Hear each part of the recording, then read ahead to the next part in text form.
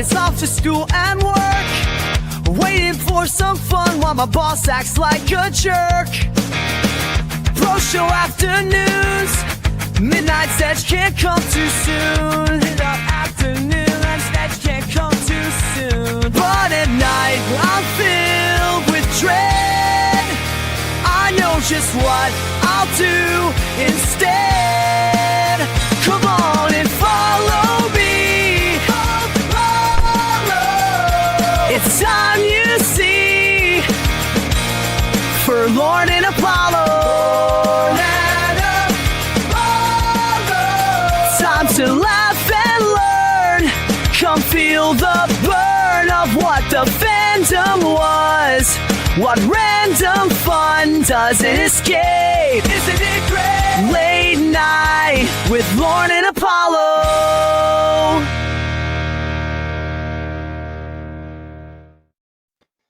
Good evening, everybody. How y'all doing? I started a little late tonight because Kevin is having some Wi-Fi problems. He said that he would be here shortly. I wanted to give him a little bit of time to try and rectify the situation, but he's apparently still battling it. So, because I don't have my trusty co-host here yet, I decided to bring all three of my other trusty co-hosts on board right at the very beginning, so that we can all just kind of do this introduction awkwardly. How y'all doing? What have you been up to? I just got out of the movie theater. I just saw Michael. Tell us all about it, because everybody's actually really excited about this movie, and I couldn't be happier about it. Yeah, this movie was good. Like, I walked in there, and, like, I didn't know what to expect, and, you know, I knew that, like, people were liking it. I knew Pro liked it, but I didn't really know, you know, much about what to expect in this. And it was just, like, I will say, it almost kind of plays like a giant music video compilation, because you are just kind of stringing together scenes until you get to the from song to song. But I really enjoyed it, man. Like, I thought it was a good movie. My wife loved it. Like, she like backflipped for it. Nobody got up and danced in our theater, thankfully. Did you see these, like, X videos about that? Where people are, like, getting up. Oh, people are getting up and, like, standing in front of the screen and, like, Michael Jackson dancing in front of the screen. And I said on X earlier, I was like, if somebody does that in my theater, I will throw something at them. So nobody did that, but somebody did come in with like a really young child who at one point just started screaming to the point where you couldn't hear the movie anymore. And I let it go for like a minute and a half, almost 2 minutes, and she's just not moving. Like, she's not getting up and taking him out. Like, she's just sitting there watching the movie while this kid is screaming, and everybody. So I literally yelled out, "Leave!" and she left.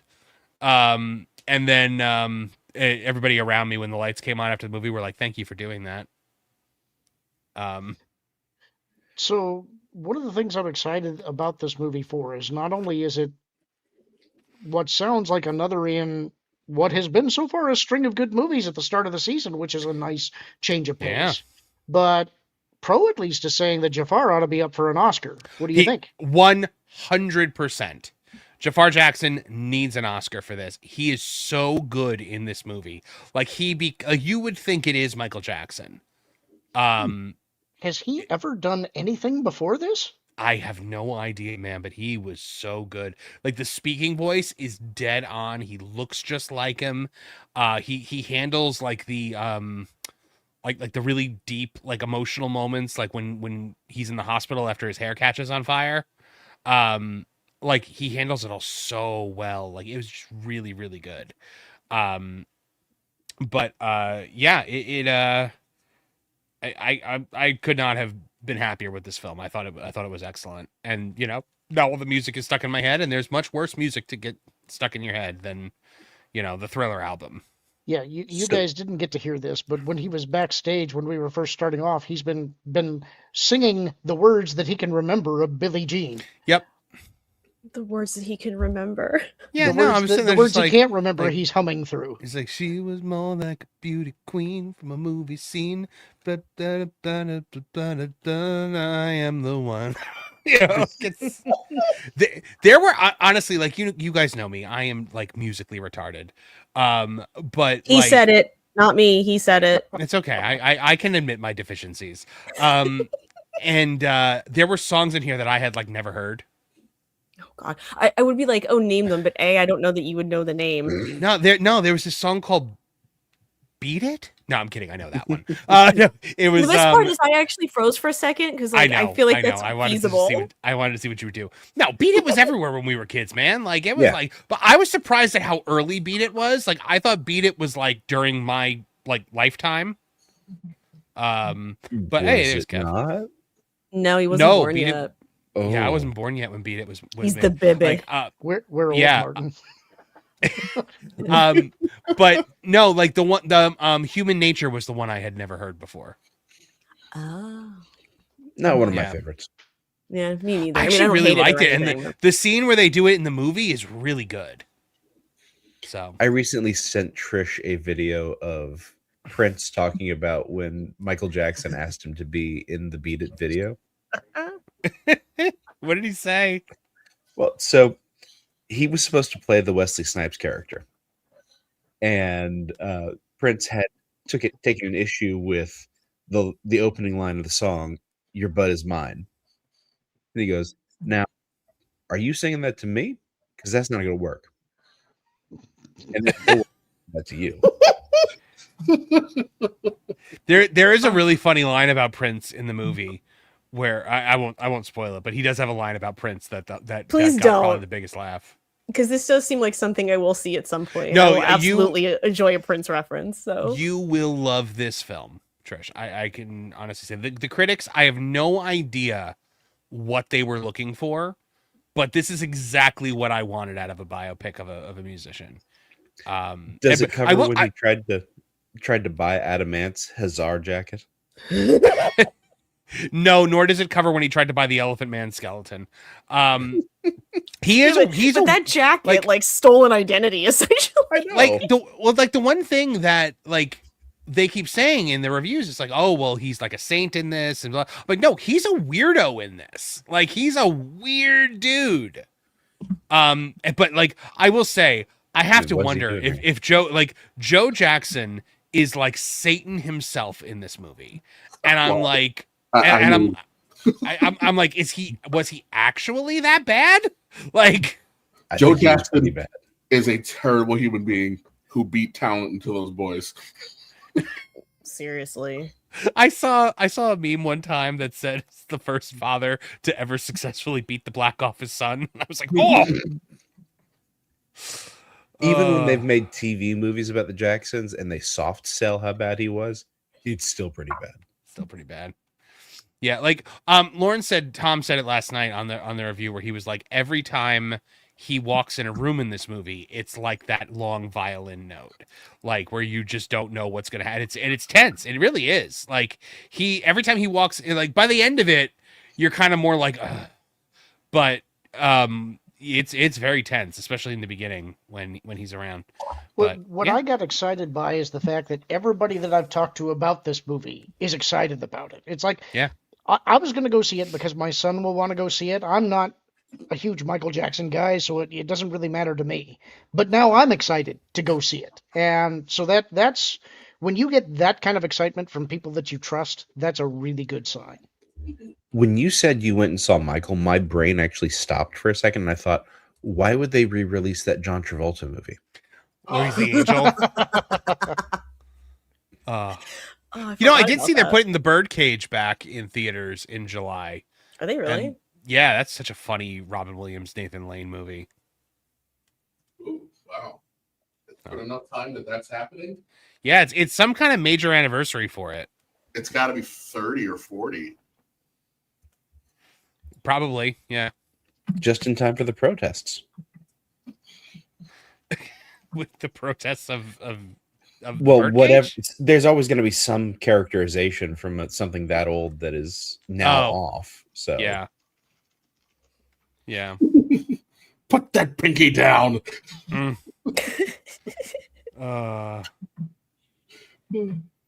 Yeah. But yeah, no, I honestly I'm gonna write the review tomorrow for geeksandgamers.com, and it's gonna be a positive review. I was very happy with it. I think I'm pretty sure Jeremy liked it. Pro liked it. So most of the people that we know really liked it. Now this movie was supposed to be much different. It was supposed to actually involve the allegations against him, and then they found out that there was a sign. So they filmed it all, and then after they wrapped, the director was told, "Hey, we got to reshoot the end of this movie."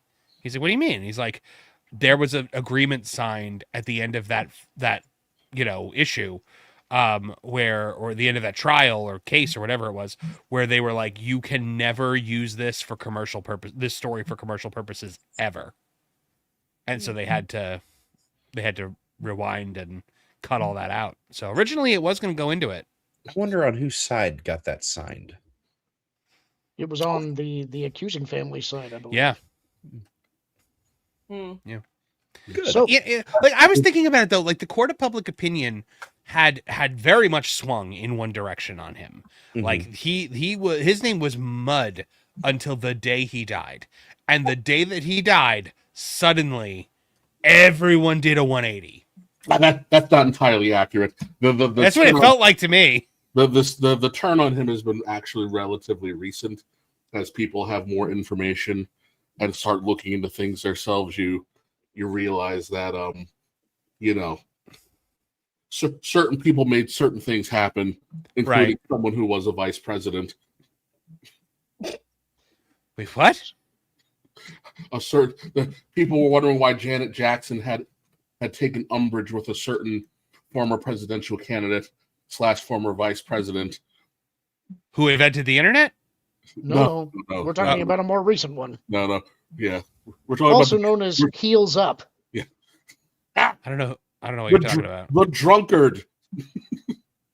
Oh. Unburdened? I love how that worked. The drunkard, yes. Okay. The, I thought you meant like at the time, like they were a vice president at the time. No, Okay. no. She was still in the middle of sleeping her way to the top. Oh, okay. A future former vice president. Right. That makes sense. Wait, was she the prosecutor? When after he made some complaints about some bad behavior and they came back for round 2, she was the prosecutor who forced the there is no evidence here charges to come. Interesting. So now we know what Marvin did over the last few days. What have the rest of you been up to? I have been trying to sit and watch Gladiator, but I've got 4 kids, and it's nearly impossible for me to watch a 3-hour. I actually had to watch that this week as well because we're recording for that movie for the Genre Guys tomorrow. Did you find the Pirates of the Caribbean theme like Lorn said last night? Not yet. No. Where is that? What theme in Gladiator is it? It's the It's in several battle scenes in the Colosseum. Okay, I'll check that out because I have gotten to the. My name is Maximus Decimus Meridius. I love that scene. Yeah. Oh, it's such a good scene. Remember when they had Stone Cold Steve Austin do it for WrestleMania 21? I don't, but I'm going to look that up as soon. You need to look at WrestleMania 21. They did all of these like they did all of these like fake movie scenes. So like they had like Triple H doing Braveheart, and then like we had Ric Flair wooing with a donkey, and then they had like John Cena and JBL doing what did they do, Kev? You good man. Few Good Men. Eddie Guerrero and Booker T did Pulp Fiction, and at WrestleMania they played one final one, and it was Steve Austin doing the I am Maximus Aurelius. Yeah, Right. it was Ric Flair wooing with a donkey sounds like he's pitching woo to a donkey.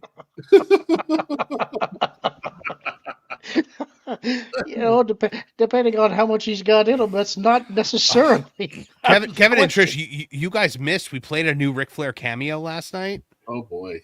And it's somebody paid $500 to get him to congratulate their friend on their wedding, and he was like, "Don't get married. Why are you doing this? It's the stupidest thing you can. Do you know she gets half of all your stuff?" I think at this point, if you're paying $500 for that, you have to know that's what You you're have to getting know, from him. like he's gonna be drunk as a skunk, and then and he's gonna say, "Don't get married." he's gonna say, "Don't get married." Yeah, I mean, he'd know. it was like the Erica Kane of wrestling. I've had Trish, more wives Kevin, than you've had women. Yeah, I'm not really all that interesting. I've just been playing Animal Crossing, honestly, in my free time. And How's Kevin, that going? outside of battling your Wi-Fi?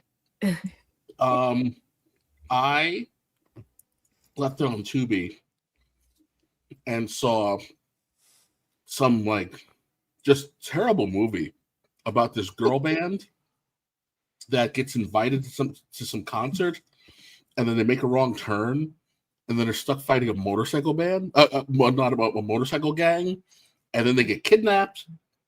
Then some other guy shows up, and then there's kind of like a fight. And then I was like, I don't understand what happened because I nodded off for 4 minutes, but couldn't tell that I nodded off for 4 minutes because there was no actual change in the scenery. It's just there was a plot point that happened.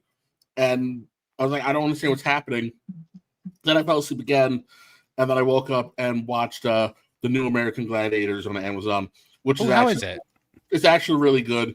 And I think that whoever designed the Eliminator course has grossly overestimated the lower leg strength of female athletes. And we will probably see that Eliminator conveyor belt be lessened soon because the first 2 episodes, the poor girls just could not get up it.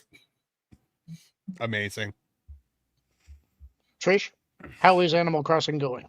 It's going well. I'm slowly putting things together because I have to unlock stuff in certain ways. So, I'm slowly building it. We made a little farm area, a little orchard, a little pumpkin patch.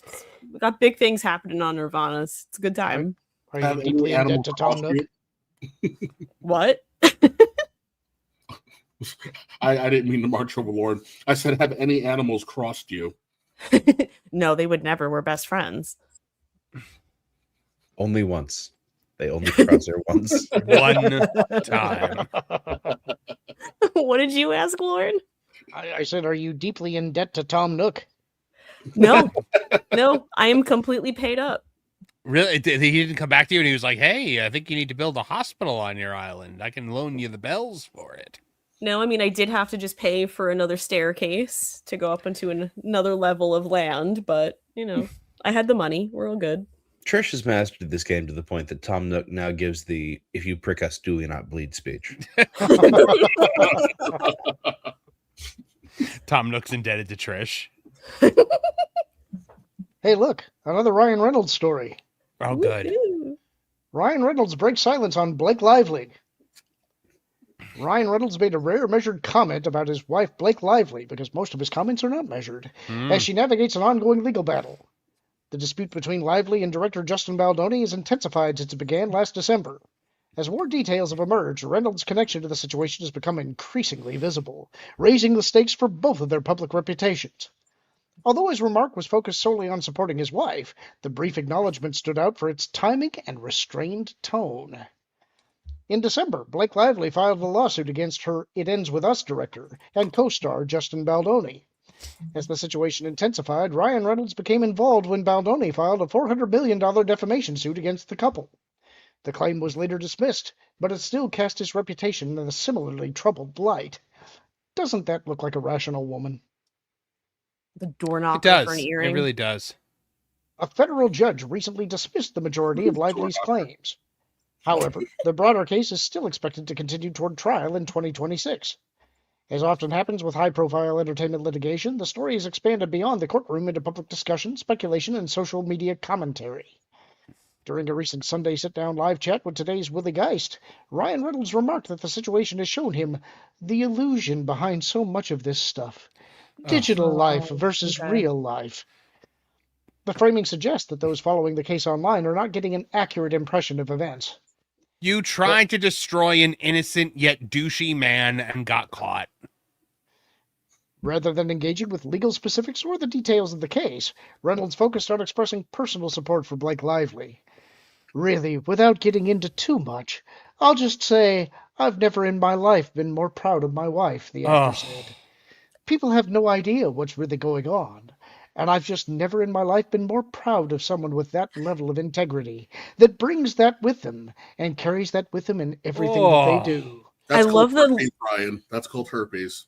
Yeah. Well- I'll just say I've never been more proud of my wife because I have never taken pride in a woman ever.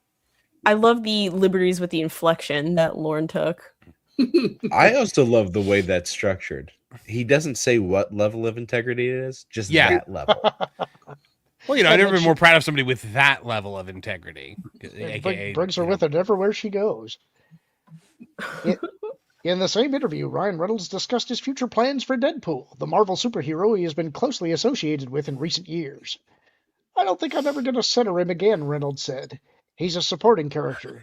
He's a guy who's great in a group. Getting out ahead of it. Okay. Observers see. have noted that it's an unusual move for a leading man with such a popular character to step back into a supporting role. As Reynolds reaffirms his commitment to and admiration for his wife, Blake Lively, the combined effect may suggest a subtle shift in how the couple's place in Hollywood is evolving. AKA, nobody's giving you a solo movie ever again. Additionally, reports suggest the couple may split their time between the U.S. and the United Kingdom, where Ryan Reynolds had significant investments. That's called fleeing the country. Blake Lively could also potentially pursue a rebranding effort, as some industry insiders indicate she may be facing a degree of distance within Hollywood circles. Yep. As the legal case moves forward, Ryan Reynolds' remarks offer little new information but carry symbolic weight. In a moment shaped by uncertainty, his message reinforces unity with Blake Lively, suggesting that for now, public perception may matter as much as the legal outcome itself. I have a question for you guys. Who is more off-putting, Blake Lively or Jada Pinkett Smith? Jada. Oh, Jada's an evil, awful, terrible human being. Yeah, And but I mean, Blake is evil too. But I mean, yes, Jada's more evil. Blake is an opportunistic slag. Jada is evil. It's evil. I love a good use of the word slag. Have you been watching some Doctor Who? No. Look at the chat. There is not a single Blake in there. Yep. Yep. Man, I'll agree. Look, Jada, like especially the last couple of weeks, man, she has just shown that she is the root of all evil. When she said the other day that she won't divorce Will because no other guy will just like let her have all the basically let her do whatever the heck she wants. So basically, she was like, my husband is such a whipped wuss. I'm trying to be PG, that I'll never divorce him because how else will I ever find it as whipped of a wuss as this man? Honestly, I would imagine that his wrists are so weak that it would be difficult to lift a spaghetti fork, but maybe that's why we have AI. Yeah. But no, Blake Lively, I mean, she is toast in Hollywood. Nobody wants anything to do with her anymore. She lost every friend she ever had. Nobody was returning her emails anymore. Like I would dare say they never wanted anything to do with her to begin with. I think they played nice because of Ryan Reynolds. And she was Taylor Swift's friend, and that probably carried some. This is another one of my favorites. Grace Randolph complains that influencers are paid to like everything, but viewers aren't letting her off the hook. I mean, she's not wrong. She looks more increasingly deranged every time I see her, though. It's like her hair gets frizzier, and she looks a little bit more desperate and possibly hungry. Trish, she's not wrong, but this story is the definition of the captain of the Falcon and Winter Soldier when he's like, he's out of line, but he's not wrong. Grace yeah, Randolph I get didn't what just you're saying. comment on the negative reviews surrounding the upcoming Michael biopic. She may have accidentally explained why audiences don't trust early movie buzz from influencers on sites like Rotten Tomatoes anymore. And in doing so, she walked straight into a problem she's been accused of being a part of for years. While discussing the film's reception, Randolph made a blunt claim about how Hollywood now handles coverage. Can you do the voice, Marv? You do it better. I figured I'll do it. We heard you try to do it once in that headline, so I'll spare the audience that again. So Rotten Tomatoes is kind of weaponized influencers. I've told you before that this is Hollywood's attempt to work around critics. Influencers are always positive. It's their job to like everything they're paid to like. That's a direct shot at how modern film marketing works. And here's the thing. She's not wrong. Strip away the labels. Influencer, critic, content creator. And what Randolph is really talking about is access. Hollywood doesn't need to silence critics anymore. It just needs to amplify the voices that are incentivized to stay positive. Early screenings, premiere invites, and exclusive interviews make up access currency. And like any currency, it comes with strings attached. What? I'm sorry. Did she like? Is she having her like King Tut from Batman moment, where like something broke over her head, and now she's bizarrely aware that the access media is a thing, but when she hits her head again, she'll go back to be like, I don't know what you mean. You're a show. Randolph even acknowledged the pressure outright. You missed my my disclaimer above the video. Well, all right, read it. Warning, this video contains Grace Randolph's voice. Watch at your own risk. See, this is why I wanted you in on this article, is because I when I read it earlier today, I could sense your glee in writing this. I had so much fun with this article, if you can't tell, because it's two things that I'm very passionate about: dunking on Grace Randolph and the access media, like access currency system. It's very short-sighted if an influencer says this movie sucked. Then they don't get invited back. Exactly. That's the entire game. Because once your content depends on being in those rooms, you're not just reviewing movies. You're maintaining relationships. And those relationships have consequences. What? So what do you get? A wave of early reactions that all sound the same. A cycle of hype that rarely matches reality. And an audience that's increasingly skeptical of all of it. But Randolph's argument didn't land the way she probably expected. Because while she was drawing a line between influencers and real critics, someone in her own chat, composed entirely of paid members of her own platform, cut straight through it. I mean, Grace, you're also an influencer. A professional, but still an influencer. That's the moment everything shifted. Because that distinction Randolph is trying to make between influencers and what she referred to as critics isn't flying with a lot of viewers anymore. For the most part, those two groups are one and the same. That's really where Randolph's argument falls apart, because she's trying to draw a line that audiences just don't believe exists anymore. In her version of the industry, critics are the professionals, tied to organizations, guided by standards, and ultimately accountable to the audience. Influencers, meanwhile, are framed as access-driven hype machines, saying whatever they need to say to stay on the invite list. That distinction might have held weight a decade ago. In 2026, it's basically meaningless. It is.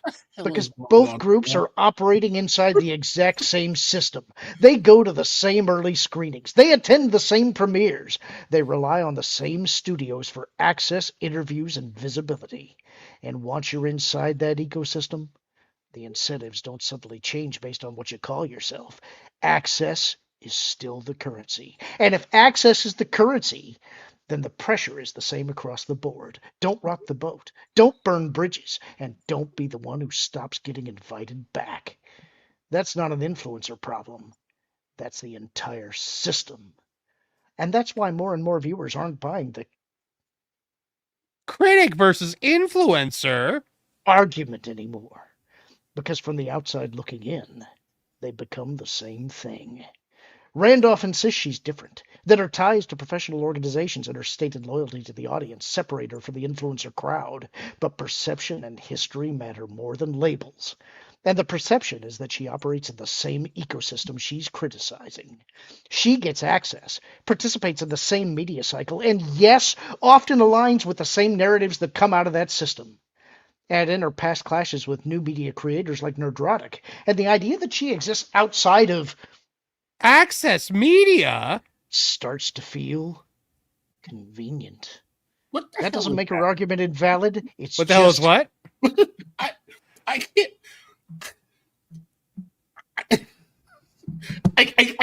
I'm having a hard time. It sounds like you're having a stroke. I'm having a hard time processing someone being so so outlandishly unself-aware. Yeah, that I think I'm about to have a stroke.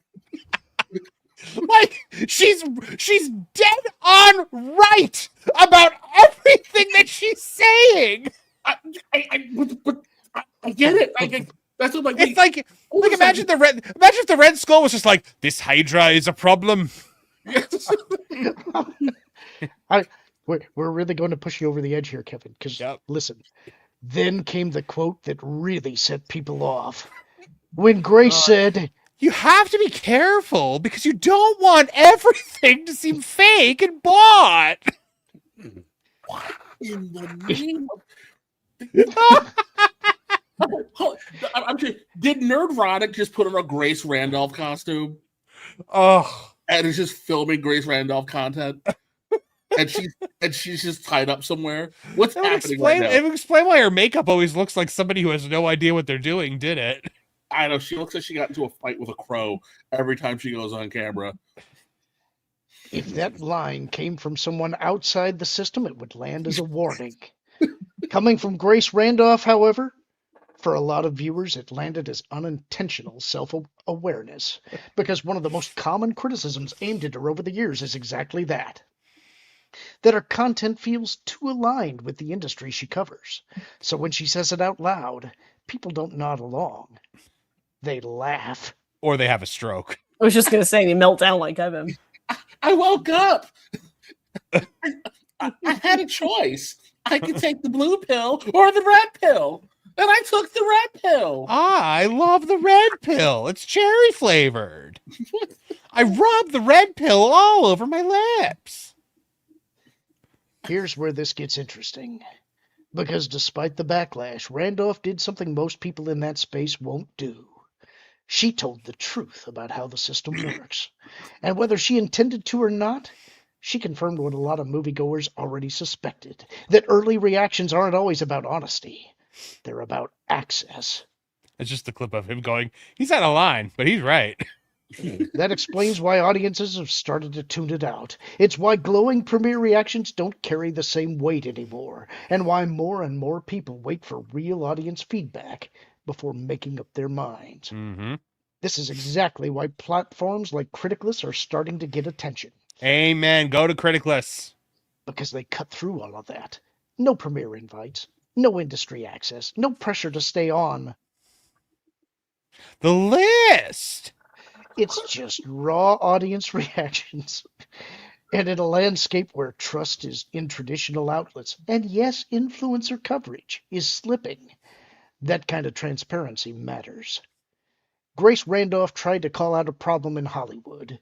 Instead, she ended up highlighting just how deep it runs, and how hard it is to separate yourself from it once you're inside. Okay, you're reading this like it's a Twilight Zone episode right now. Like, this is the end of the Twilight Zone episode. It's Grace Randolph tried to call out a problem in Hollywood. Instead, she ended up highlighting just how deep it runs, and how hard it is to separate yourself from it once you're inside. There's the a Twilight shill on Zone. the wing. There's a shill on the wing. It's like that Wayne's World scene with all the product placement, but without the self-awareness. Yes. Yes. Discuss. I mean, she's insane. She's right, but she's insane. She is just the craziest human being, man. Her chat is the friendliest chat you can have. It is just her green paid members. It is people who fork over currency to be able to speak on her platform. And they were even like, Grace, really? Because she believes that there are critics and there are influencers. There are not. There are just influencers now. Gone are the days of Siskel and Ebert. And I think she thinks that she is like a modern Siskel and Ebert. Hey, that's my line. So I've heard you say it for 20 years. She thinks she's one of the last people, but she's actually one of the body snatched people. Basically, yeah. So is that all we got? That's all we're going after all of that? I mean, look at the critic reviews for Michael. I mean, it started at like a 23%, but now it's at like a 40%. Audience score is 96%. You just gave me the perfect segue. Thank you. There you go. Hollywood critics overwhelmingly negative in Michael reviews, while audiences deliver a massive 96% score. I don't think the conspiracy voice really works. But it's so much fun to do. The latest wave of Michael reviews just flipped the Hollywood critic narrative on its head. After days of Hollywood Access Media critics tearing apart Michael, the audience score is officially landed, and it's not even close. Over on Rotten Tomatoes, the film is sitting at a staggering 96% audience score from verified viewers, despite a much lower 40% critic score. Like the critic score is so bad that it has to be coordinated. Well, hold on, because one thing you described that movie as was like a series of vignettes leading into music videos, right? Yes. Or something like that, which is basically what Moonwalker was. And not many directors could handle that sort of thing with the sort of aplomb that critics would enjoy. You know, that's you can come out of a movie really enjoying watching it, but also know that was popcorn fluff, and Yeah. it was not a great movie. This is the same argument we just made about the Mario Galaxy movie. Sure. Well, Like- this is actually why I liked the way that Ebert used to frame how he would approach a critique, was that he always used to say that you don't judge a movie on what it's about, but about how it is about it. And a Mhm. lot of what his philosophy there was, what is the target audience? What are they looking for? And are you giving that to them? Right. Well, and if you look at, you can even do it by genre. Comedies. Ghostbusters is a 10 out of 10 comedy, but it is not the pillar of cinema that The Godfather is. Yes. You're right. And I feel like they want everything to be the Godfather now. Right. Yeah, I do have a movie that is on Tubi currently that I think may rival The Godfather. And I'm skeptical. This movie is called, I'm sorry, Mom, I'm a Thought. Okay. Did you look up that movie that I mentioned to you last week? No, I forgot. You need to look that one up. The trailer. There's simply not a chance I'm going to search the words "Mom, I'm a Thought." Yeah, no. Wait a minute. Let me write that down. I'll do it Yeah, I'm sure Martin's running to do it. later. It's popped up on my Tubi list, and I'm like, oh, Black Tubi, we come from such very different worlds. You and me, we come from different worlds. But you can't compare something like as relatable as telling your mom that you're a thought to a movie about a fictional organization like The Godfather. The critic consensus for Michael has been brutally consistent. Reviewers have labeled the film sanitized, cautious, and more of a greatest hits montage than a real biopic. Even positive reviews tend to come with heavy caveats about the film lacking depth or insight into Michael Jackson as a person. See, that's the part that it sounds to me like everybody is saying is actually there. They seem to be exploring why he is a weird fellow. You're not really getting a lot of his, like, I don't know. It's now that I've seen it, I feel, because I was just going off of what I saw on Rotten Tomatoes when I wrote this. Now I can kind of like, I don't agree with what they're saying about that, because I do think you get a sense of him as a person. But yeah, but it is a thing that people were saying. Do they tell the fun stories like how Michael Jackson beat up Tupac? They do not tell that story. But audiences are having a completely different experience. Verified user reviews highlight emotional connection to the story, strong praise for Jafar Jackson's performance, high marks for the music, choreography, and spectacle, a sense that the film captures the feeling of Michael Jackson, even if it doesn't cover every aspect of his life. In other words, the exact elements critics dismissed are the ones audiences are embracing. Yeah, because at the end of the day, it's fun. It's just the music moves you, the narrative is compelling. Like, it's just, you have fun. You leave there humming the songs, and you leave just, honestly, I feel like it's a major commercial for like listening to his stuff on Spotify and buying his albums and stuff like that. But I mean, isn't every musician biopic that? I mean, I don't know. Bohemian Rhapsody was certainly that. You know, the Elton John one was certainly like that. I'm sure the Bruce one was like that too, but we can't confirm because no one in the continental United States actually saw it. So this is actually an interesting question, because what I've heard Screw that guy. what I heard a lot of people talking about wasn't the music so much, but the drama about how Michael became Michael. And there was sort of a focus on the darker aspects because that's what led to him being who he was. Are you saying this is actually a little? You make it sound a little more upbeat than I was getting the impression of. Oh, no, there's definitely darker moments. I mean, like, you know, there's a lot of basically everything with his family, but there's also a lot of genuine joy in this. Like, there's a lot of like the parts that I really like are like so when he's a kid and he goes in the recording studio at Motown for the first time and he starts singing and you just see like the guy who's like doing the mixing and he's just like, what? And like sits up and he's just like, wait, what? Like, because he hears how good he is. And that's the kind of stuff that I really liked in this movie that kind of filled me with this sense of like it's a triumphant story about somebody with genuine talent. But then like when you would get into like the Joe Jackson of it all, then that's when things get very dark. You know, we didn't get into the like the super light period of his life, but they did hint at it with the skin condition. Right. So we saw it with the Super Mario. that was Galaxy a joke movie. about him becoming white. I'm aware. Okay. The best jokes are the ones you have to explain. No, I agree. They are, as we all know. They got the best jokes come with an instruction manual. do they take the time to show him, Liz Taylor, and Marlon Brando jump in a car and flee during 9/11? No, they don't get that far. They it ends in 1988. Kevin just wanted to bring that up. Yeah. Yes. That's what that was. The best jokes are the ones you have to explain. I mean, could you imagine being the cop pulling them over and being like, "Where are you going?" Forget about it.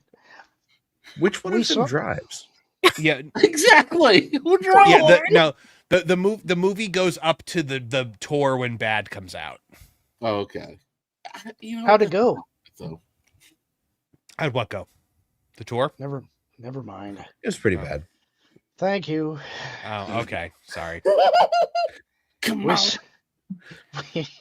We saw it with the Super Mario Galaxy movie where critics scoffed while audiences turned it into a global hit. We saw the inverse with projects like Cuties and Star Trek Starfleet Academy, where critics offered praise that audiences simply didn't share. Now Michael joins that list.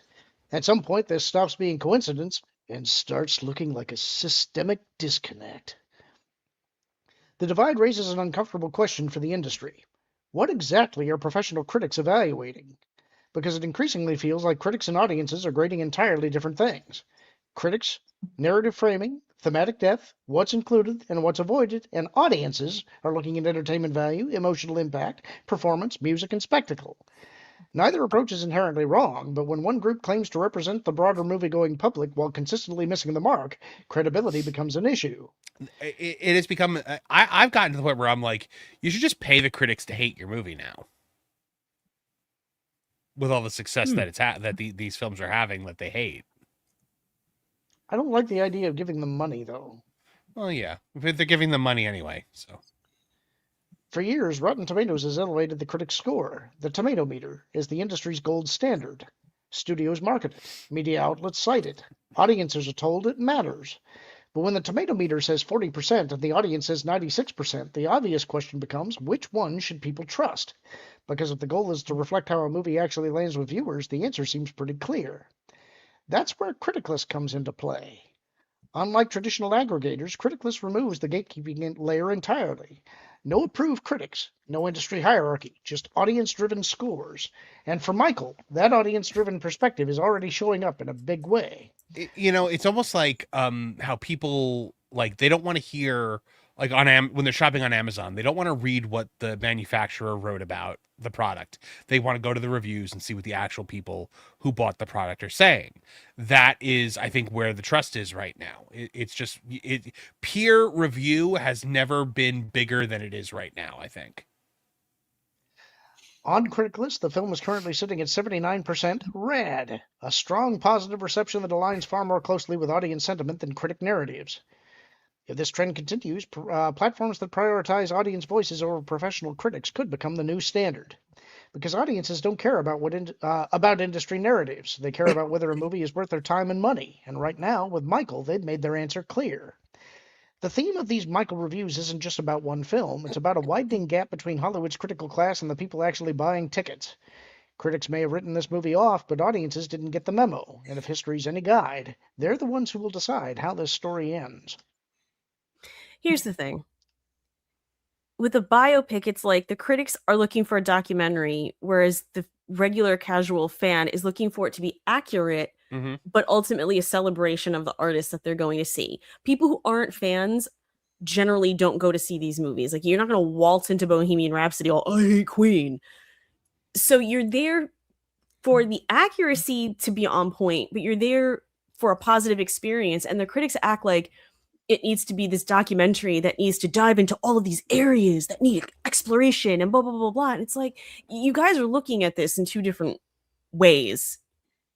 And it has to stop because you shouldn't be looking to these movies for those things, especially because they do sometimes take liberties for the sake of whatever image, story flow, whatever it is. Like, isn't it in Bohemian Rhapsody where they show them recording a song in 1 year and it had come out like 3 years before that? Yeah. Yep. Yeah, you know what I mean? So it's like, you can't look to these movies for those kinds of things. And it feels like that's what they do. Well, and if you were expecting this movie to be a hard-hitting look at the negative parts of him, maybe you should re-examine that when you find out his nephew is playing him. Well, I think that's actually what so far what I've heard from people that they're praising is that while it's true that it is his nephew playing him, it doesn't sound like they're really whitewashing it either. It sounds like they're not shy about the fact that there were some irregularities in this family and how he was shaped into the man that he became. Right, but it's not a personal dig at him. It seems, from what I've understood, the irregularities are all sort of the father. Is that incorrect? I mean, obviously he's a weird dude, Yeah. but it's just the weirdness, not the darker allegations. Right, correct. Well, in this film, Right. but Yeah, so in real life, I have no information on what's true there. I'm just saying, if a critic is thinking, I'm going to go into this movie and it's going to be a serious examination of Michael Jackson as a person, warts and all, you should know it's his nephew. That's not what you're getting. It's not exactly going to be a hagiography. But right. The family is super involved in this. Okay, but that's why this doesn't resonate, because what the critics are doing is totally disingenuous. It takes milliseconds to really understand how this film has been framed, and 2 milliseconds to find out that, hey, you're not going to be able to talk about certain things. No one wants to see. We all lived essentially what the media did to the guy. Then he wrote many and many a song about it. So I don't think anybody wants to go to see that no one wants to see that movie at the end of the day. They're just mad because, you're not allowed to like things. I do have a question about this, though. Do you think we get a movie like this? Okay, so yeah, do we get a Michael Jackson movie like this without the absolute erosion of trust in institutions that's happened in the last 10 years? No, I don't think so. It's that because it's that erosion of trust that started to allow people to talk about certain things. That probably created the environment where you could make this movie now. So we got a couple of super chats. I'm going to skip over a couple because they're going to get into the movie picks here coming up. But one of them is from Juliet for £2 saying like, subscribe, and share. And yes, we would definitely appreciate if you do that. Also, please don't forget that on May 1st, a week from today, we'll begin airing the Lorn and Apollo show over on that pod place. So make sure that you look for us there next week. Keep that in mind. Another one that we have is from Liquid Fox for $2 saying, hello, everyone. Hope your day has been well. Mine has been. I can't speak for everybody else, but I'm doing pretty good. Not bad. Not bad. Yeah. Kevin is the strong silent type. Right? All right, we got one more story we're going to hit before we get to our movie picks. That one is, some claim The Acolyte is seeing a surge in popularity. It isn't. Even I know that's highly unlikely. Come on. Yep. I don't know. The Looks Go ahead, like sir. meat's back on the menu, boys. Yep, exactly. The idea that the popularity of the failed and canceled Disney Plus Star Wars series The Acolyte is suddenly surging has started making the rounds again, fueled largely by chart movements on Flix Patrol. On the surface, it sounds like a comeback story for a series headed up by Harvey Weinstein's former personal assistant, Leslie Headland. It isn't. What's being presented as renewed audience interest is actually a misunderstanding, at best, of what these metrics represent. At worst, it's the same kind of narrative spin that's been used before to prop up underperforming streaming shows that click the right political boxes. The current wave of claims comes from The Acolyte reappearing on Flix Patrol charts, which track what titles are showing up in the platform-specific top 10 lists. That's it. There's no actual viewership data attached to these rankings. No None. total minutes watched. No household numbers. No completion rates. Just placement. And yet that limited data point is being framed as proof that the show is suddenly back. This is the part that keeps getting ignored. Flix Patrol assigns points based on chart position. A number 1 title gets 10 points, number 2 gets 9, and so on down to number 10. It's a ranking system, not a measurement of how many people are actually watching. So when The Acolyte shows up on a Disney Plus chart, all that really means is that it ranked against other available titles on that platform at that moment. It does not mean it's pulling massive numbers. Disney has also never disclosed how its top 10 rankings are actually calculated. What is known is that the list is not based purely on viewership. This is important. Disney has stated that multiple factors are used, including total views and what it calls growing popularity, with views being only one part of the formula, not the sole determining factor. Mm-hmm. That means a title appearing in the top 10 is not necessarily the most watched content on the platform. Lorn, if they process this all the time, if they were to actually make their top 10, the top performing things on the platform, Bluey would be number 1 every single week, and it's not. So they are literally just picking. They've admitted as much that they pick and choose what's going up there. It's marketing. Yep. It reflects a mix of signals that Disney has not fully explained, making it impossible to treat chart placement as a direct measure of audience size or success. If you want to understand whether a show is truly performing, you look at data that tracks actual viewership, like Nielsen or Luminate, and that's where the narrative falls apart. A major Star Wars series should be dominating those charts, not quietly slipping in and out of relevance. Shows that succeed on streaming platforms generate sustained engagement, rack up massive viewing minutes, and remain in the conversation week after week. That's not what happened here. Viewership for The Acolyte followed a clear downward trajectory over the course of its run. The premiere opened strong, as most Star Wars projects do, or did, but each subsequent episode saw declining interest. Instead of building momentum or even holding steady, the series steadily lost viewers week to week. By the time the finale aired, engagement had dropped to its lowest point of the entire season. That's the opposite of what success looks like on a streaming platform. Hit shows grow, stabilize, or spike towards the end as word of mouth builds. The Acolyte did the reverse, starting high, then bleeding audience all the way to the finish line. The Acolyte didn't just fail to dominate the charts, it couldn't even sustain its own audience. There's a much simpler way to cut through all the noise. Look at what Disney actually did. They canceled the show. Not mid-season, not before data came in out of fear of backlash from angry YouTubers the way some in the access media want to frame it. It was canceled after the full run had aired, when they had every metric they needed to evaluate performance. If The Acolyte had delivered the kind of success people are now trying to claim, it would have continued, especially as a high-budget Star Wars project designed to expand into a new era with long-term storytelling potential. You know, somebody posted earlier today, it was a picture of Manny Jacinto giving the finger, and it was like, this is to all the people that got The Acolyte canceled. And I shared it, and I'm like, do you mean all the people that didn't watch it? Because you can't be talking about, like, content creators and critics, because they actually watched it. Yeah, and to me, the biggest signal of its failure is still the fact that they came out and announced that we are not continuing this series. They had never done that for any other series. They have done it for no other series since. You don't normally call attention to that kind of thing. And to me, that means that the advertisers and the licensees specifically told them, knock this off. Mm-hmm. Anyway, that's No. that's probably all we need to hit on it, unless Well, there's so- more. So here's the thing.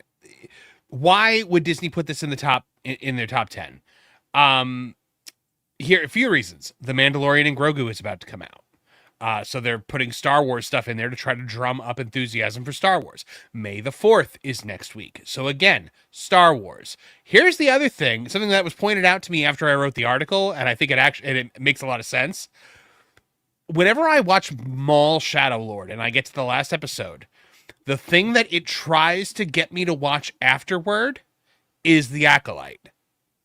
Which means A, there's a push. They're trying to push the Acolyte right now. Mhm. And B, people are falling asleep watching this boring Darth Maul show in name only, and they end up watching the Acolyte by mistake.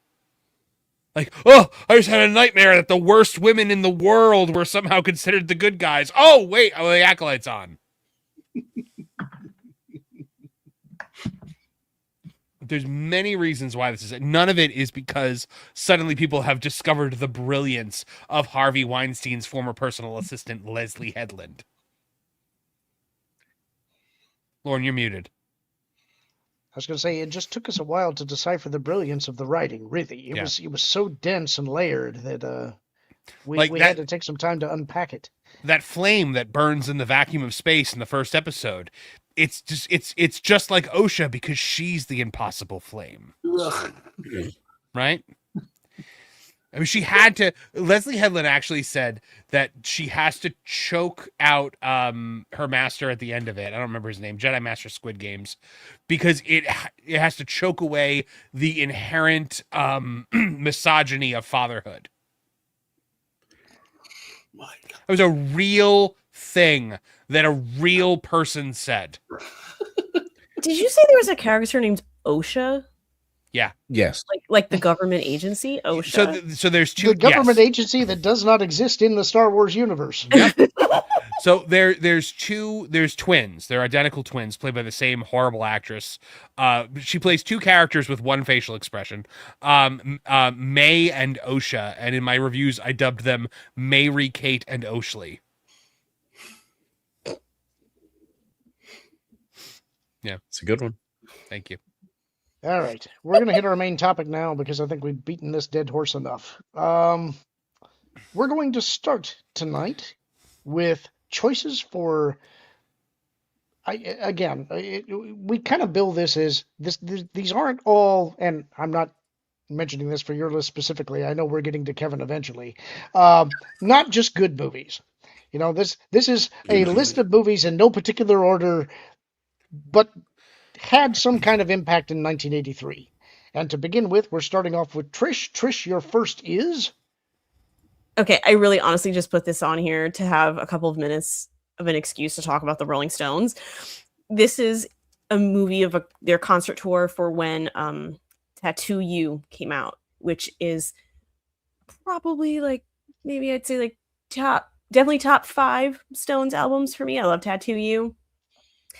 I've never actually seen it because I don't know what it is. I love going to concerts, but I don't generally like listening to live songs, with the exception, a couple of rare exceptions. And I don't really watch live performances, and I don't understand it myself, so don't try to decipher it. But yeah, I sincerely just put this on here to talk about the Rolling Stones for a minute. So I figured Martin would be maybe the only one that would care to say anything, but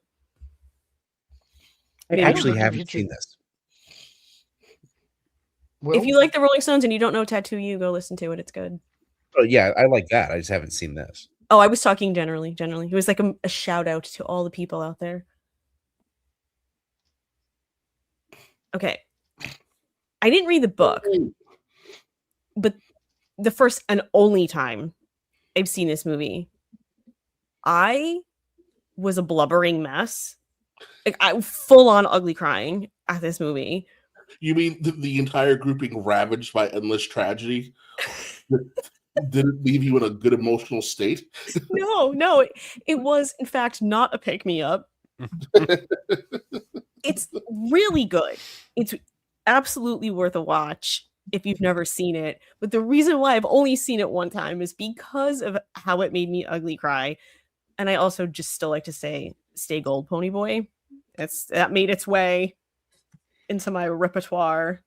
And if nothing else, I will love this movie for that. But it is legitimately a really good, albeit sad movie. Did anyone besides Kevin see it? I saw it. I also read the book. I remember the book better than I remember the movie, because I think it was one of those, like, we read it in 6th grade and then watched the movie over like 2 days or something like that. Fun fact, S.E. Hinton is a major Supernatural fan. Like super fan. Mega. Oh yeah, huge. And that was my reaction when I found that out. I was like, really? Okay. So I just saw something on Instagram. You know, Rob Lowe does a podcast, and he was talking to somebody about this picture. And this picture got snapped when they were making fun of Leif Garrett.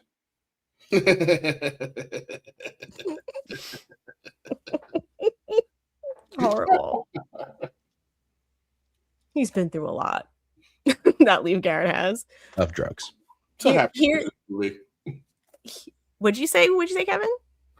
I said I'm happy you picked this movie. Oh, I feel like every year I do has to have a girl pick. And so here is Valley Girl. It's Valley Girl. It's all the ways that you speak the cliche, like totally that is this movie. And look at Nick Cage. I mean, how could you not want to watch this movie with Nick Cage standing there like that with that hair? The man knows how to wear a tie. I'm somehow managing to do it.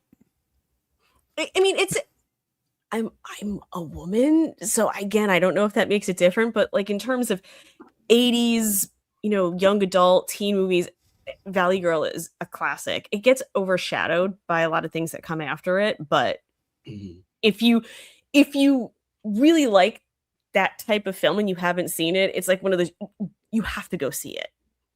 You have to go see it. You can't call yourself an aficionado of the subgenre without seeing it. I was waiting. I was like, when I picked this, I was like, I know Kevin will appreciate this pick. I love this movie. It is a great movie. And it's one of those ones that when you start talking about Michael Keaton, you're like, oh yeah, and Mr. Mom, like, is another one of those where you're like, yeah, that's another fun one that he did. It's the movie that made everybody mad that he was playing Batman. Yes. It is also Mr. Mom is gonna be Batman.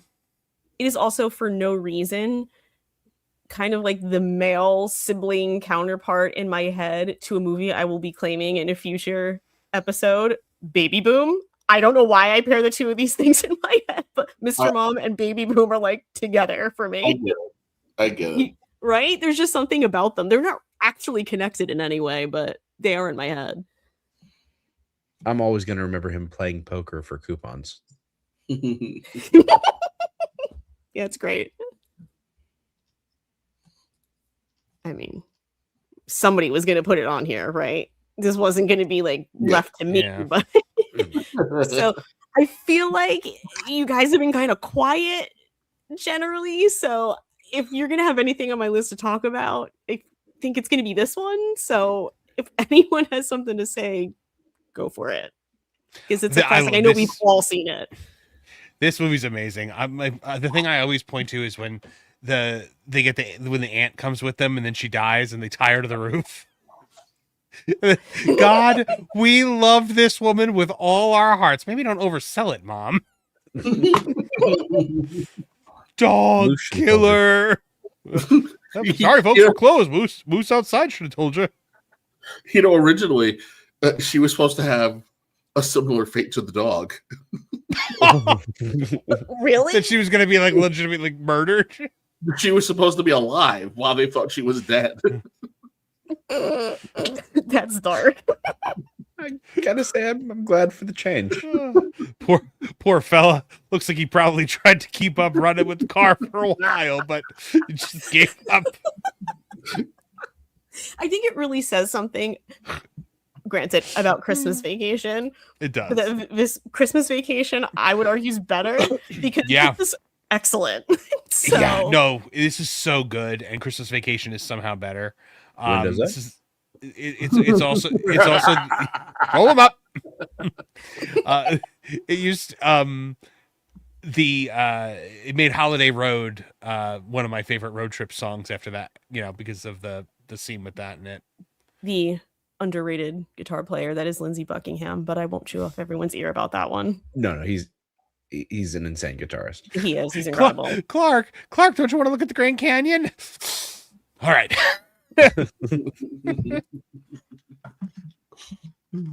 Okay, this is on here, and I know right at this moment, Fosse. Marv has no idea what this is, Nope.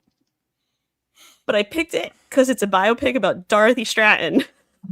And that's why I picked it. That's one of my, I don't know, cases that I've just glommed onto and I just have like very strong feelings towards and about. So I just literally just put it on here for that reaction from Marv. It does have Mariel Hemingway and Eric Roberts in it. And it is a little bit of one of those ones where after the fact, people paid a little bit more attention to it. And Eric Roberts in particular is complimented for his work as Paul Snider. But if you like true crime or you're interested in Dorothy Stratton and that whole really sad, horrible story, watch this, because they made one where Jamie Lee Curtis is Dorothy Stratton, and I remember us talking about that one. I've never seen it, but I just find that choice of actress a head scratcher. Yeah. Like Wasn't Mariel that Hemingway made fits the for mold. TV, Yeah, I think it was like broadcast TV. Yeah. I mean, Mariel Hemingway fits the mold better. Wait, Physically, Bob visually. Fosse? This is a Bob Fosse movie? Mm. So she's like dancing and stuff? But did you just realize I was going, and Fosse, and Fosse, and Fosse? Oh, I got Yeah. it. Ugh. Ugh. Okay, can I be completely honest about this movie? Go ahead. I would like you to be. I put this movie on, and I You go got to sleep at night. I got 45 minutes into it, and I was like, "Can something happen in this movie?" Nope. And I gave up on this movie. You watch the dog require so much voiceover work because he's just like, "Hi, everybody. I'm going to lick the peanut butter on this window. Hi, everybody. I'm just full of love." Like, I don't read Stephen King books or anything, but I tend to at least generally enjoy the movies made off of his work. I couldn't with Cujo. I couldn't finish it. I was just like, I looked, I said, this is only 45 minutes into it. I'm only halfway. I can't do this. And I thought, okay, I'll go back to it. Never went back to it. I Never went back. remember being terrified of this when I was 6, and then Yeah, coming about the back same. when I was coming back at 10 and being like, what happened? This comes from the era of the great Stephen King reaping, where it was like this and Christine and sorry, No, it was your I- perfect segue. I didn't imagine this would be on the list too. Oh, if she did it, I had them together. I mean, I did read with Christine that Stephen King named it as one of the 2 adaptations of his works that he thought was boring. And the other one was The Shining. Do with that what you will. I don't particularly like his judgment on The Shining, so, Is there more Stephen King on this then? Did he have? Because didn't was the there Dead any Zone more? come out in the same year? Did it? I've never Yes, seen the Dead The Zone. Dead Zone also came out this year, Okay. but I Good. I forgot I to have send it. 2 movies on my list. Kevin. You know I love this movie. I love this movie. And this movie can never be Nope. remade today. Nope, However- absolutely not. However, this is the world's greatest cautionary tale on the dangers of liberal white women. I don't know. I think life since the 90s has been. Well, you see when you see the movie, it is a liberal white woman who is responsible for everything that happens in this movie. I ugh. All Would you because- say all because she wanted a girl? would you say that if you consider yourself a fan of slasher movies, Mhm. it's required watching to see this? This is required viewing because Yeah. it delivers every single trope sensationally, and then you get the what in the blue hell just happened ending. complete with the freeze frame. Oh, the freeze frame. The freeze frame makes it, honestly. If it wouldn't have ended on the freeze frame, I don't know if it would have been as, I don't know, weirdly entertaining. I mean, listen, I suppose it's been many decades. So here's the hook of the movie. And all these kids go to sleepaway camp. And because you're at sleepaway camp in the 80s, all of a sudden there is a rash of grisly murders. And around this rash of grisly murders is the story of two family members. One is a young man who's trying to find young love, and the other one is a young girl who's trying to avoid young love, but then decides that she's going to give into young love, but then rejects young love. While you're watching these children, you keep flashing back to this very wealthy, rich woman who keeps talking to this young girl about how much she's so happy to have a nice daughter. And then you flash to the end of the movie. And when everybody thinks it's the young man who's the killer, you find out that it's the young girl who's the killer. And that the young girl, Angela, is not a young girl, but instead a young boy. It's Angelo. Angelo. He was right there, Kevin. But yeah, it could absolutely never be made today. No.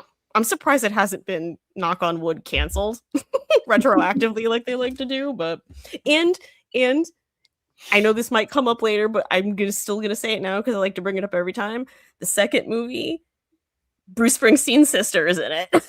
I find that fact very funny. She is phenomenal. She's great in the next two movies. Yeah. Oh, she's great. So next up, we've got Barb, who will be very fast. Yeah. All right. I love this movie. Eddie and the Cruisers. This movie is made with all music from John Cafferty and the Beaver Brown Band, who I love. It is a story about a band who is on the rise, and the lead singer ends up dying mysteriously. And it's all about whether or not he's actually dead or still alive, and what happens to the band after his death. It has a phenomenal ending that sets up Eddie and the Cruisers 2, which I always thought everybody loved, but apparently people don't really like. I love Eddie and the Cruisers 2. That's a good movie. I actually think it has better. I think it has, the music's just as good in 2, but it might even be a little bit better. But yeah, this is a favorite of mine and has been for a long time. It's a Jersey movie through and through. Yeah, I love it. Doesn't Tom Berenger pretty much carry the movie? Like it? No. He's the guy that was the manager of the band, right? I think so. Yeah. But John Cafferty's actual saxophone player, guy named Toons, he is actually in the movie as the saxophone player Wendell. And by the way, you've all heard John Cafferty and the Beaver Brown Band because they perform Hearts on Fire and Rocky IV. Mm-hmm. So, and Scarface. I mean, who doesn't love this movie? My wife. I could do without it. Oh, see, I love Scarface. I think it's great. I mean, it's about real organized crime, like the Hispanic kind. Yeah. Not the made up Italian kind. But it is made by an Italian guy pretending to be a Cuban, which is just tremendous. And I'm surprised this movie hasn't been retroactively canceled because of it. Because it is worshipped by rappers. Yeah. And also it's Pacino. I also love that like Grand Theft Auto Vice City is like is like kind of loosely based on this, but it is the ultimate like rags to riches cautionary tale. He starts off, as an immigrant who's like washing dishes. He ends up as the head of this major criminal empire with the giant mansion, and then of course ends up with say hello to my little friend and going out in a blaze of glory. Also, this movie is known for mountains of white stuff that was unequaled until AEW opened its doors. Your womb is so polluted. You Your can't white even give me a baby. Your white piece of bread. Not only the Scarface video game, which serves as a sequel to Scarface, is phenomenal. Mm-hmm. Phenomenal. Somehow Wait, Tony see, who do survives. you play as? If You it's a play as sequel? Tony because somehow Tony survives being filled with 7 trillion bullets, probably through the power of the exorbitant amount of white stuff coursing through his body. Yeah, And then it has healing properties. and then you proceed to rebuild your empire and taunt Sosa on the phone constantly. I like to think that he has packets of it throughout his jacket and vest. And Sewn so, into the lining. yeah, and so as the bullets are hitting him, they're Yeah. just sort of being slowed down by the powder. Well, because nobody's ever done a YouTube short on how many packages of white powder does it take to stop a bullet. Like I just watched like how many paper plates does it take the other day, and I was fascinated by it. By the way, Hi, I'm Mr. Beast, and today we're gonna find out. by the way, I love Mr. Beast because I love how like as he gets richer, he's slowly becoming Lex Luthor. I think he's Like- eventually going to be Jigsaw. Yeah, no, he is slowly turning into Jigsaw. Like he is starting to like he's gonna start the Hunger Games eventually. I never thought that, but you're right. Did you ever see the tweet he made about, yeah, I've got a guy living in a fish tank for 16 days. I've got a guy doing this, a guy doing that. I've got a kid in a basement. And then somebody's like, why does the kid in the basement not have a chore or a reward?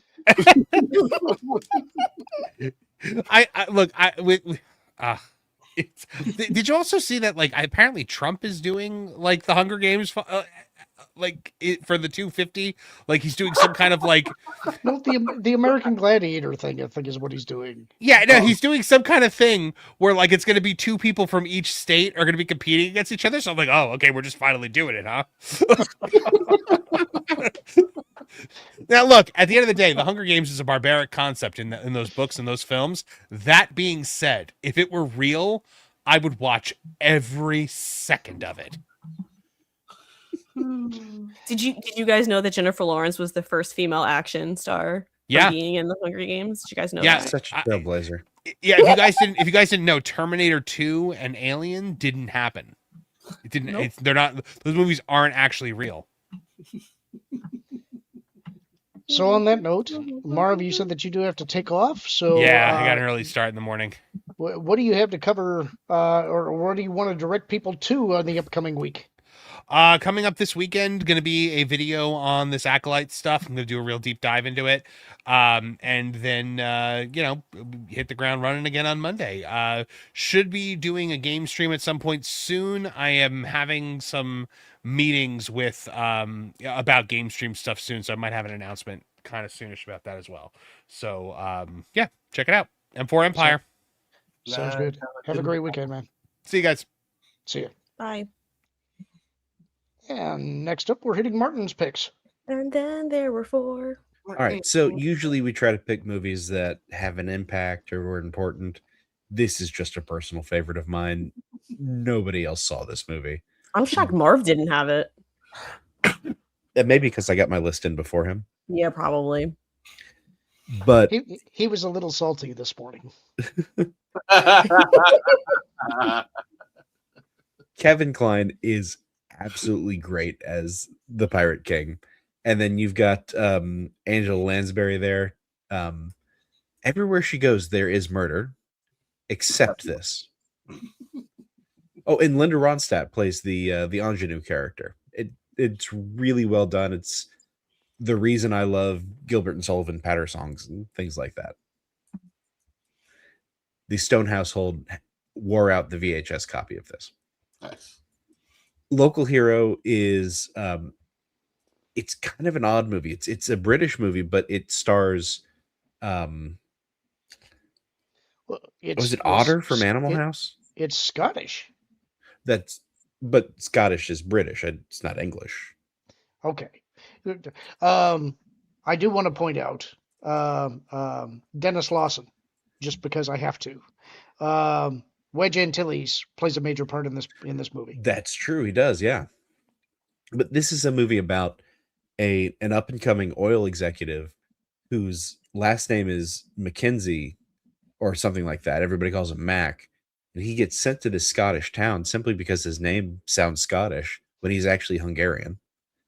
And he gets to the Scottish town, and you would think it's going to be one of those movies where he comes into the town and he's trying to buy him out, and they're going to be resistant to it. But no, absolutely not. They're all tired of living in this small town, and they all want to sell. They're just pretending to not want to sell to drive up the price. Except for a couple of people, and those people really do affect him personally. But the head of the company shows up at the end, and it has a heartfelt ending that I did not see coming the way it does.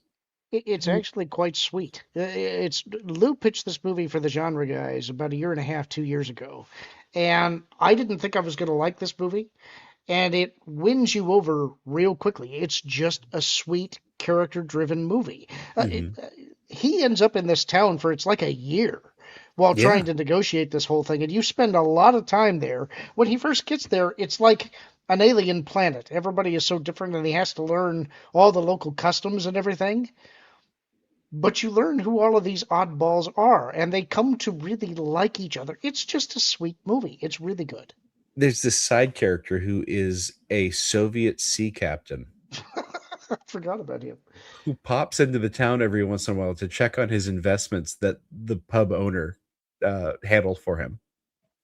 This communist has invested all of his money outside of communist Russia. It's wonderful. I was a little salty with you today too, because you picked a bunch that I wanted. This is the next one. I'm sorry. No, go for it. You got it in. Yeah, this is a great movie. I don't like Ray Bradbury when he does science fiction, but when he does turn of the century nostalgia stuff, that's where he really shines. The story, Something Wicked This Way Comes, and then the movie are foundational texts for mid-century America. And this is from Disney's odd period where it's after Walt has died. They want to expand into late teen, early adult movies. And so they decide they're going to try like horror adjacent genres. So science fiction, Something Wicked This Way Comes, which I guess is fantasy. And then stuff like The Black Cauldron. And almost every time they pull back in some way, but I really don't think they do that with this one. I think they deliver on the story. But what do you think, Lorn? I love this movie. It's been many years since I've seen it, but I watched it many times when I was younger. Has one of my very favorite performances out of Jason Robards.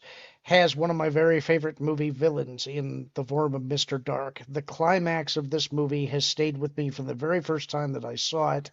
It's atmospheric. I have the novel. I love this story. It's a wonderful story. It kind of like The Black Hole. I agree with you. They were experimenting. They were doing things you wouldn't have expected Disney to do. I feel like it's a crime that this movie has been kind of forgotten. So I advocate for it every chance I get. Yeah, I think this is the only one of those movies where they didn't pull their punches. Yeah, I agree. So, did anybody else have this one or want this one? Nope. Because this is an odd one. My brother and I just loved this growing up. I was happy that you picked it because I have heard you speak about this movie quite lovingly. Have you ever watched it, Kevin? I have watched it, yeah. Okay. This is Bob and Doug McKenzie, two characters from SCTV that existed solely because the Canadian government insisted that their broadcast of SCTV feature a segment that was specifically Canadian. And so they created these two, I don't know, sort of like Canadian rednecks, Bob and Doug McKenzie, who are brothers and morons. And then they got so popular that they made a movie out of it. And the movie is secretly the story of Hamlet as told from Rosencrantz and Guildenstern's perspectives.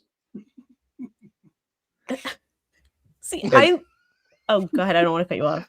I heard questions in that giggle.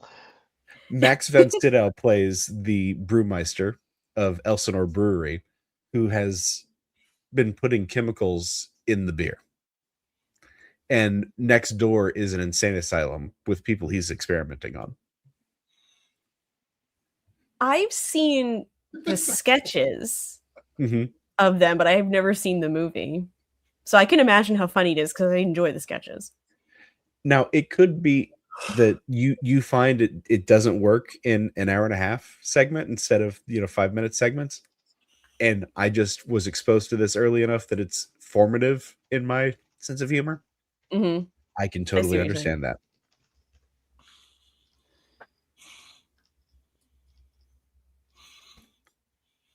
I don't know if I can say enough about how good this movie is.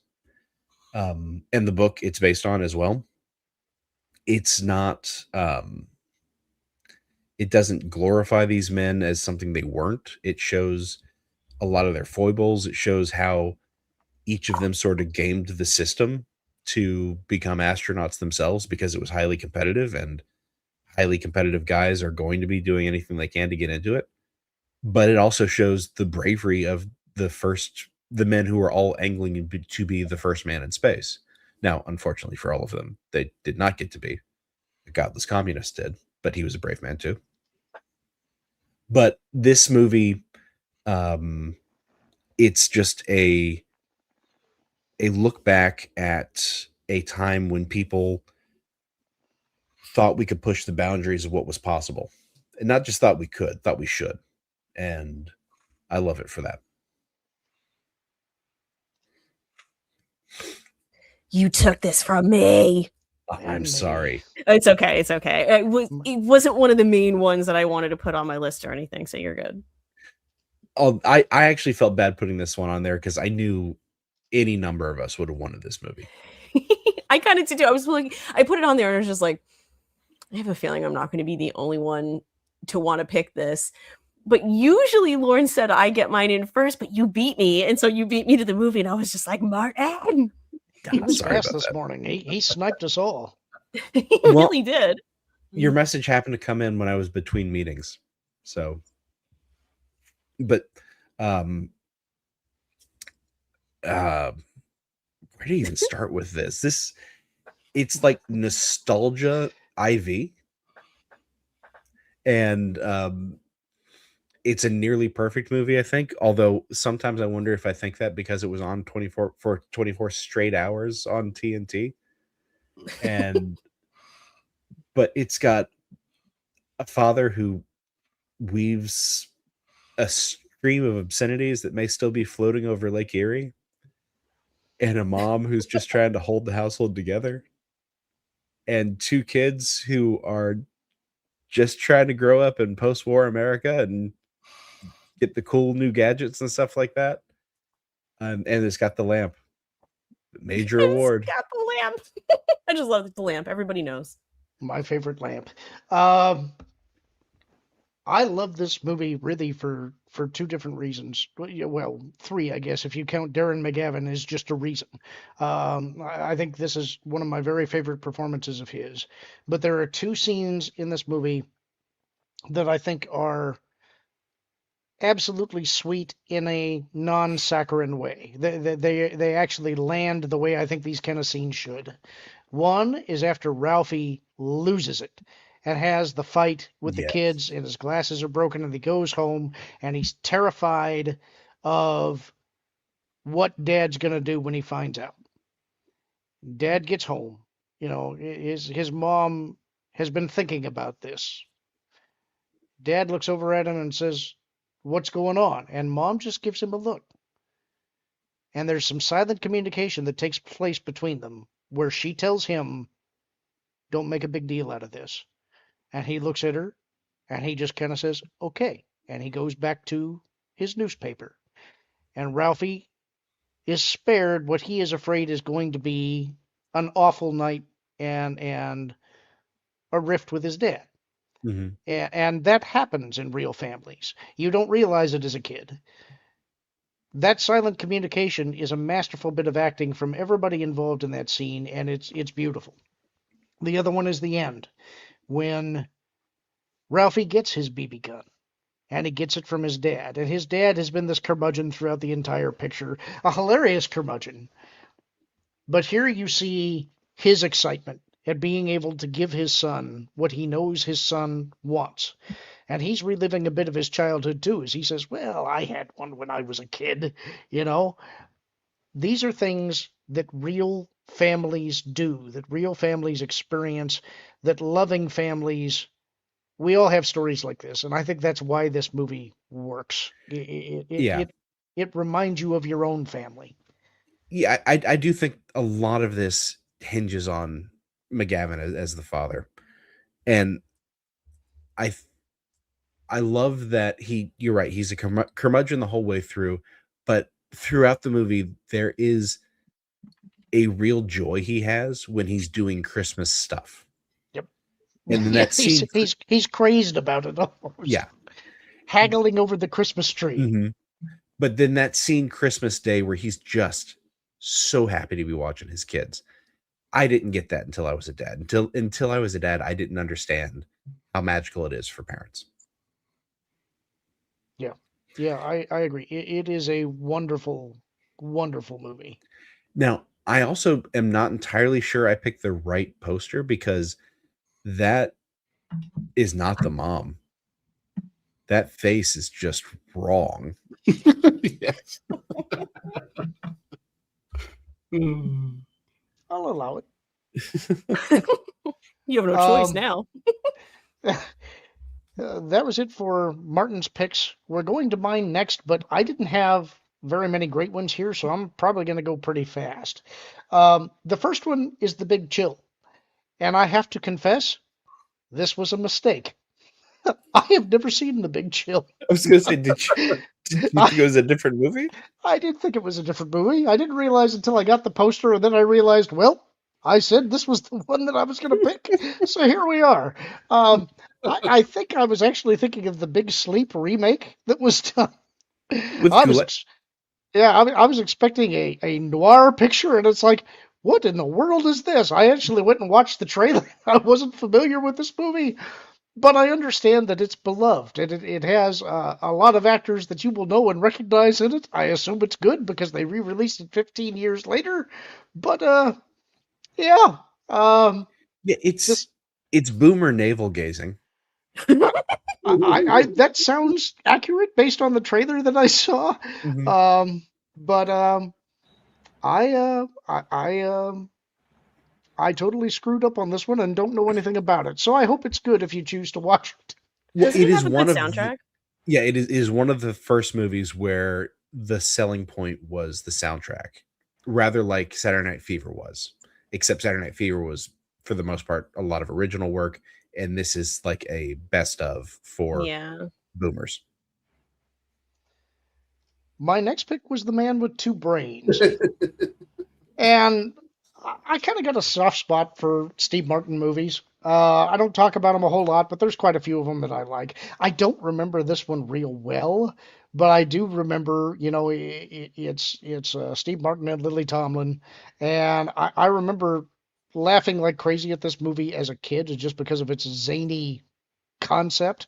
I don't know if it would hold up because I haven't seen it as an adult, but I do remember loving it as a kid. And this is right when he was in his heyday. Mm-hmm. And so I think that it's a worthy addition to the list. Anytime you get Steve Martin, especially when he was in his comedic period, I love him. Another one that I want to put in as an honorable mention. Well, I should probably save that for when we actually get to that year. So I'll hold off on that one. I'll hold back on that one. The next pick that I have is kind of similar. It's Bill Cosby himself. When did the Cosby Show start? Before this. It was before this. Okay, I couldn't remember if the Cosby Show had started yet or if that came after this. Cosby had obviously had an amazing career up to this point. But this is right when he was really taking off as a mega superstar. His comedy shows were groundbreaking, incredible at the time. It is an absolute shame what became of his legacy and what was unveiled about him after he became America's dad. But Whatever he do was. you mean? What's that? Whatever do you mean? I'm not going to get into that. By the way, I was wrong. Cosby Show debuted a year after this. Okay, I thought that might be the case, but I wasn't 100% sure. Um, kind of in the same vein as Michael, that we've been talking about. The shame of this is that you had somebody who was so beloved and was treated as many people as America's dad. The man was a brilliant comedian. To have thrown all of that away due to his own personal foibles is a tragedy. I don't think that you can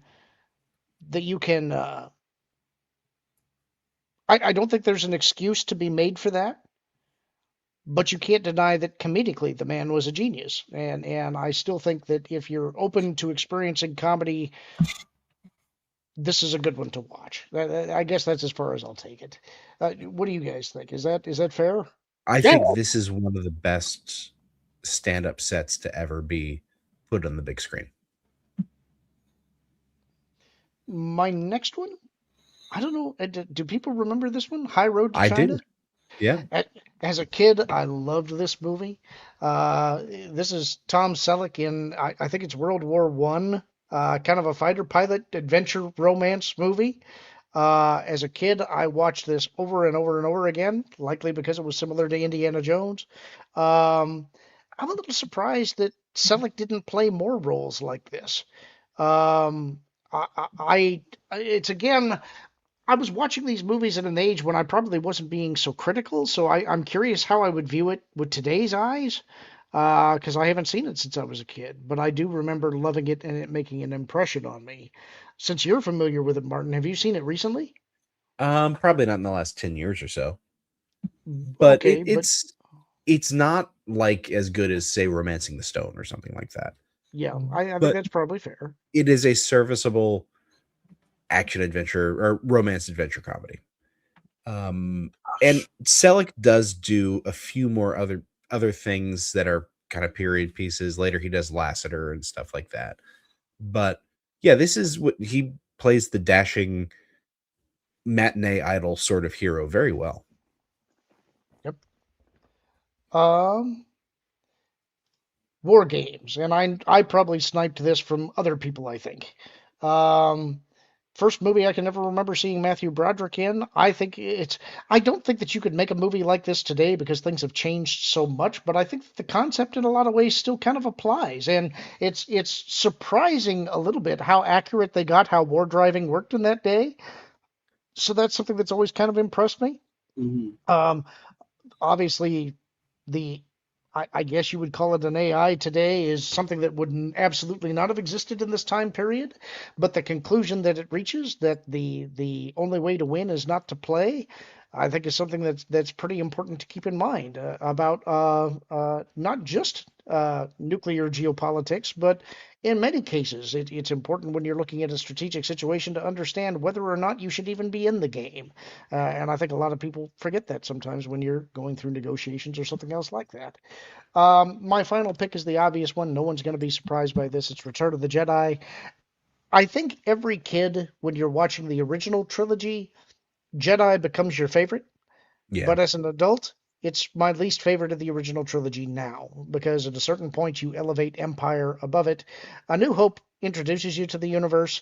It is groundbreaking in so many different ways, but because of the way that they naturally fall, it has to be my least favorite of the three, even though I recall the green lightsaber being an incredible reveal.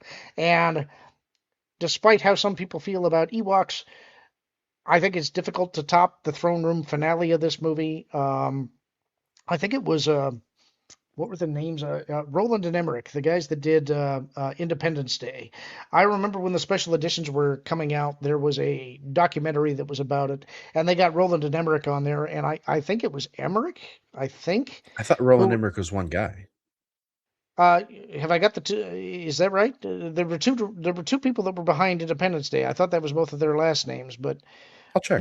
one of them. Either way, one of the guys that was the main duo behind Independence Day was saying that he didn't know until he saw Return of the Jedi that an entire hour of a movie could be the finale.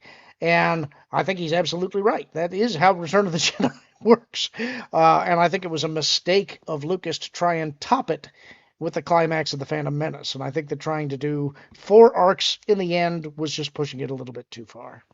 Okay, so Um, Dean Devlin was one of the writers on Independence Day. I think he's also the guy that did Stargate. Okay, And so then that Roland Emmerich is the director. I think it was Emmerich that was saying it then, because I think it was the director. But it's whatever the case. One of them said it, and I think that his observation was correct. Kevin, we're up to you now. Ew. Porky's 2 the next day.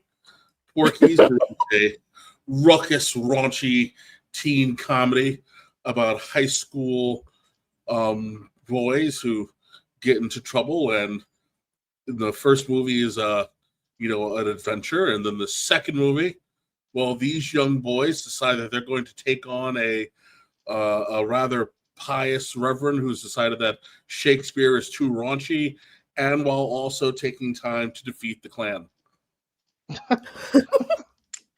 As you do. As one does.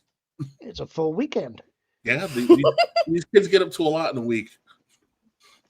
However, the titular villain is not in this one, but he does come back for the third one in The Revenge. So Octopussy's on here because this is the year of Bond. We get 2 James Bond movies in 1 year And they re-released a couple too. Yes, because of a glaring rights issue, and Sean Connery being the prototype for 50 Cent's level of petty. The Sir Roger Moore gives us a Roger Moore Bond, and it is what it is. This one wasn't bad. It's just not memorable for the most part. It's better than his name. Yeah. Yes. Yeah. It's far better than his name. And then you get Sean Connery to say, not only will I cash this check, I'm going to do it because it's going to irritate people. And we're going to do it by remaking Thunderball. The Sean Connery shows up as an aged James Bond. Kim Basinger's there. He has some decent lines. I was always super confused by this movie when I was a little kid because I was like, wait, why is James Bond old? Why does this not count? And then wow, it's just fascinating. The Hollywood rights issues are just fascinating. But I'm sure we could do a whole episode. James Bond sitting and playing a video game with Emilio Largo is so weird. I mean, I thought that Moore's James Bond wearing a digital watch was weird, and then when I saw Connery playing a video game, I'm like, it's like an alternate universe. But I like to think that this is the Bond who goes to jail, and then we meet him in The Rock. That makes sense. Sometimes you get a movie, and it's a cultural phenomena. Kevin, And then I love you, Kevin. And then someone says, "We're gonna make a sequel." Yeah. And we're gonna have Stallone direct it. And we're gonna have Sylvester Stallone direct it, and it's gonna be amazing. Lee off. And his brother does the music. That's right, because wherever Sly goes, Frank ain't too far behind. And you get the gayest, worst movie ever. The only thing worse than this movie is a movie called Xanadu, featuring Olivia Newton-John. and Gene Kelly. Oh, This movie is just. This is why you say no to cocaine. This movie. This movie. We were going for Notice that every one of Kevin's movies, he starts with, this movie. There's not one that doesn't start that way. We were going through a lot of things in the 80s. For some strange reason, we hit this little stretch of people having relations with their friends' mothers. So, Rob Lowe plays a really rich kid who goes to this prep school, and Andrew McCarthy winds up going to this prep school, and he is just an absolute doofus, but he's obsessed with getting with girls, and hijinks ensue, and he gets banned from the sister school to the prep school. So Rob Lowe's like, "You hapless idiot, I'm going to bring you to my home for a season, and we're going to hang out." And somehow, Andrew McCarthy meets Rob Lowe's mom, Jacqueline, and they don't know it, but he winds up engaging in relations with his friend's mom. And the entire time, they're all talking about how he's with this hot older woman, someone in her mid-30s. And then, of course, you eventually find out, and more hijinks ensue. Freshman English was never like this. I love that Cliff Robertson's name is on there, but he doesn't have to appear on the cover. No. So I love terrible movies. I just do. But I do appreciate that Superman 3 tried really hard at what I'm not sure, but it tries really hard.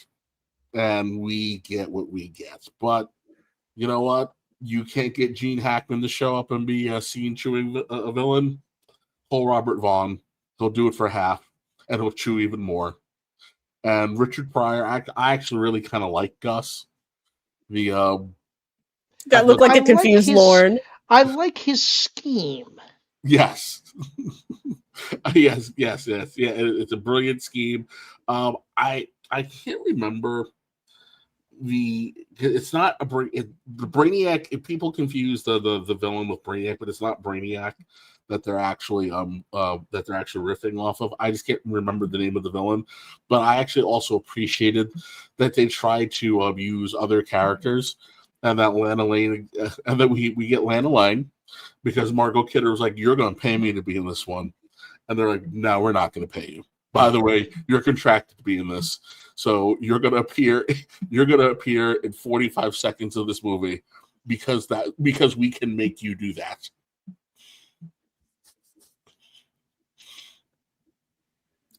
So what? Yeah. What do you mean? What? This is self-explanatory. Chuck Norris and David Garrity fight each other. Sorry, what was I thinking?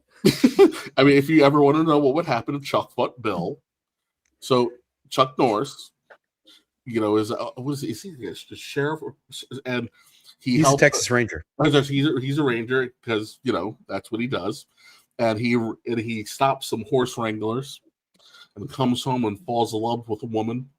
However, the woman he's fallen in love with has also captured the eye of a drug lord who also enjoys martial arts, as one does. Trisha's been going to acting class. I love it. And because of their love of a woman and martial arts, they fight. Because that's how you do things. Originally Walker, Texas Ranger was supposed to be a TV show about Lone Wolf McQuade, but they couldn't get the rights. That's awesome. But I think Roger Ebert calls this one of his more subtle hits.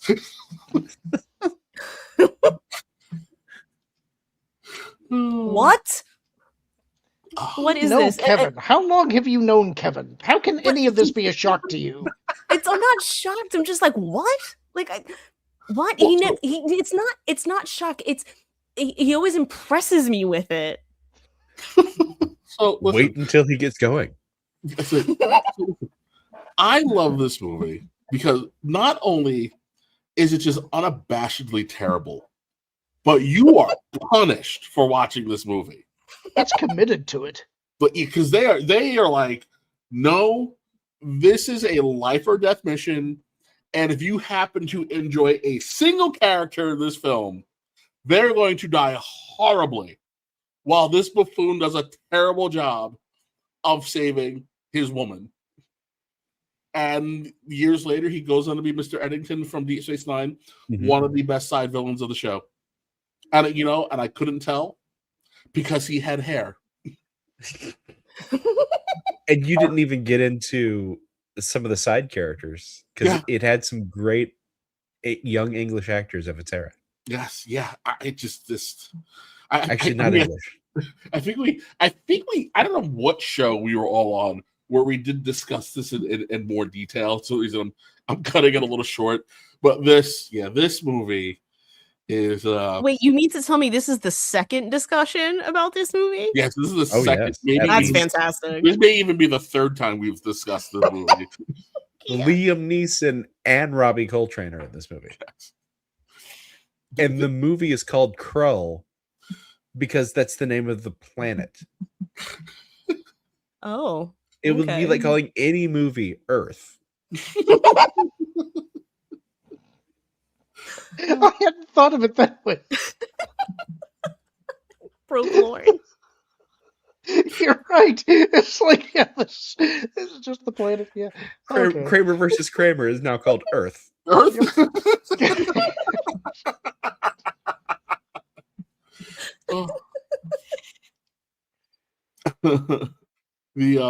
So I wanted to talk about how we're hitting a phase in the 80s where you're seeing two things start to happen.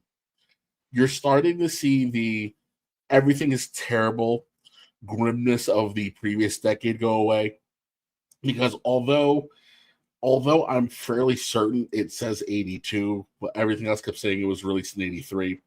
There's a movie with Fred Williams and Robert O'Lycan, I think of his name. He's in all the Tarantino movies. And it's called Vigilante, and it is bleeping dark.